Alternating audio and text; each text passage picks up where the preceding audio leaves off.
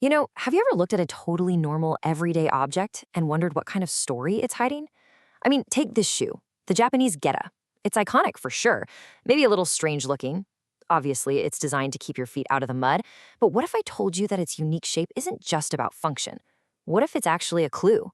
A 1500-year-old secret that's been hiding in plain sight this whole time.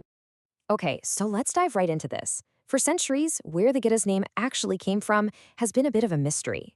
But if we start treating this shoe less like an object and more like a linguistic fossil, we can unlock a story that travels way back in time, across the sea, all the way to the ancient kingdoms of Korea. So here's the big question we're trying to answer today. Is the Geta really just a shoe?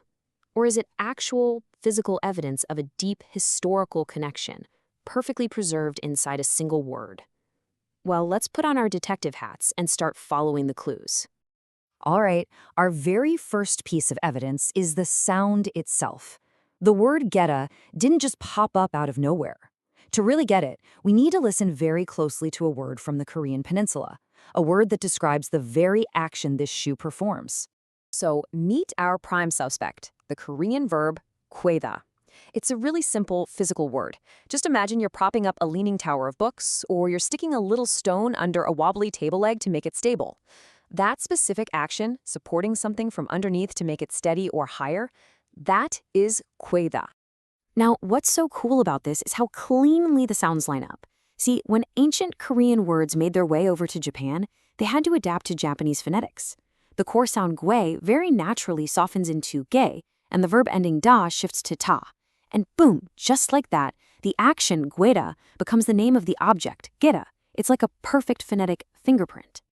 Okay, so a good linguistic theory is one thing, but we need some hard proof, right? If this technology and its name really were transferred, we should be able to find the original blueprints somewhere. So let's head over to the archaeological dig sites and see what we can find. And wow, this really just says it all. On the left, you're looking at a wooden clog that was dug up from the ruins of the ancient Baekje kingdom in Korea. It dates all the way back to the 5th or 6th century. And on the right, a traditional Japanese Geta. They aren't just similar, they are structurally identical. A flat board propped up on two supports. It's the same thing.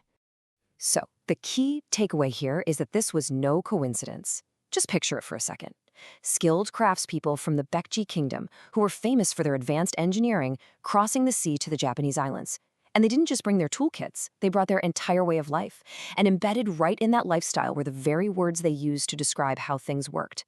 Okay, so if our theory is solid, then the DNA of this word, Goeda, shouldn't just be in shoes. It should pop up in other objects that do the same exact thing, propping something up. So let's see if we can find a pattern here. And there it is. It's incredible. The exact same linguistic root, kuda, also gave birth to the Japanese architectural term keita. Now, a keita is a crossbeam. It's a fundamental part of a roof frame that, you guessed it, props up the rafters. The sound shift is almost identical. It's the same concept from the same source verb applied to everything from your feet all the way to the roof over your head. This ancient idea of propping up wasn't just practical. It was a really big deal. It was about elevating what was important, lifting it away from the dirt, from the chaos of the ground. On one hand, you have these beautiful, high-stemmed dishes from the Gaya Confederacy, designed to go Goeda or prop up sacred food for rituals. On the other hand, you have Goeda, a tool to go Goeda or prop up people, to keep them clean. It's the same core action, the same verb, applied to both the sacred and the everyday. But if you're still not totally convinced, this next piece of evidence is, for me, the most powerful of all. It's a clue that's hidden not in ancient wood, but in modern language, where the original action of the verb is still alive and kicking today. Getao haku. And literally, it just means to wear geta. Simple enough, right? But that's not really how people use it in everyday conversation. Its real meaning is to inflate something, to pad the numbers, to fudge the data, to make a price or a score seem higher than it actually is. So if a company cooks its books to inflate its profits, a Japanese newspaper might say the company put on Geta. So what in the world does that have to do with shoes? And right here, this is the smoking gun. Just look at this comparison. The abstract Japanese meaning, to inflate a number, is a perfect metaphorical match for the physical Korean action, to prop something up to make it higher. The idiom has nothing to do with actually wearing shoes, and everything to do with that original verb, Goeda. The action has been perfectly preserved. So let's put all the pieces together.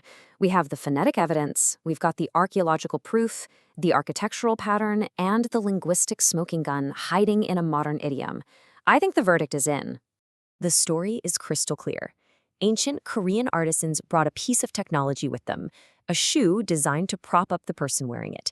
And the name for the action they used to describe it, Goeda, became the name for the tool that performs the action, Geta. It's just this beautiful, direct line that cuts through 1,500 years of history. And this is exactly why language is so incredible. It's a living museum. Words carry DNA. They are fossils of ancient interactions, of migrations, of ideas.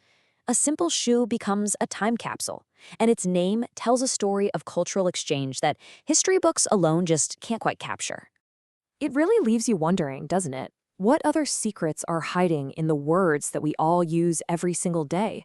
What forgotten histories and ancient actions are fossilized in our own language, just sitting there waiting for someone to start digging?